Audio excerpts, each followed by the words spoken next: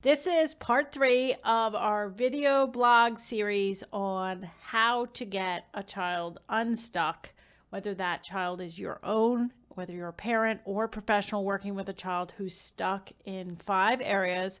We've already covered when they're stuck with speaking, taking a child from non-vocal to vocal. We've covered how to get unstuck from the inability to follow receptive directions. And this video blog, part 3, is going to be how to get unstuck with a child who's talking but not conversational.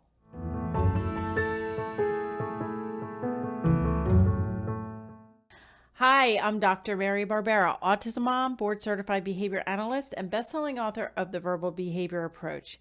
Each week, I provide you with some of my ideas about turning autism around. This video blog is going to be a short excerpt about an area where parents and professionals get stuck and see little progress, and I'm going to provide some tips on how to get unstuck. The number 3 area where I see parents and professionals getting stuck is with getting kids who are talking to be conversational. And that is a big jump. And Lucas is still not conversational. And I don't see him being fully conversational unless some miracle happens, which there could be a medication or there could be something that happens that makes him fully conversational. But he can communicate his wants and needs. His major problem behaviors are at or near zero, and he's pretty independent with his self-care and those sorts of things. So getting kids talking who are already talking to be more conversational is an area where people get stuck a lot. Kids that are talking but not conversational, that have autism, usually moderate to severe autism, they have weird language. They are scripting and stimming. And a lot of people just like, oh, fingers crossed he'll be conversational, but it involves a lot of systematic teaching of language, and the quicker you can get on that, the better the odds are that your child or client can be conversational. And just because Lucas isn't conversational doesn't mean he's not making progress with language. There are the really abstract language concepts that are so important, like yes, no, answering yes, no, within a command, within a tact. So do you want ketchup on your hot dog? Or within a tact, is this a cup?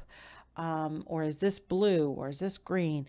And then answering questions with yes, no. Did you go to the store today? Did you, was a coworker there? Yes, no is huge. I've done a video blog on that as well. Yes, no.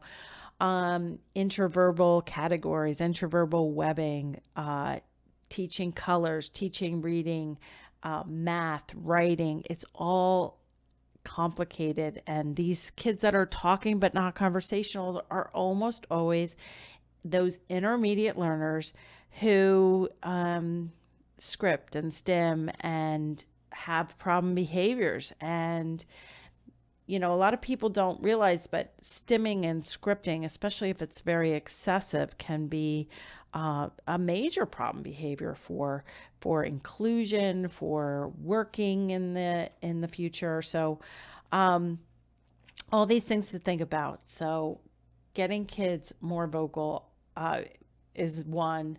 Getting kids to receptively understand language is 2.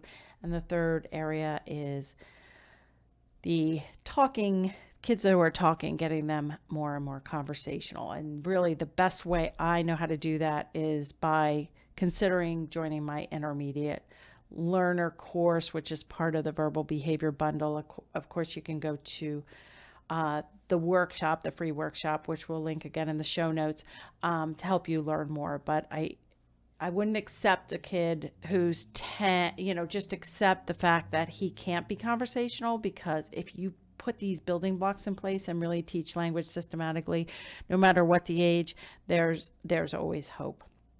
I hope you enjoyed that video blog. If you did, I'd love it if you would leave me a comment and share this video with anyone who could benefit, and to attend a free workshop where you can learn how to get unstuck.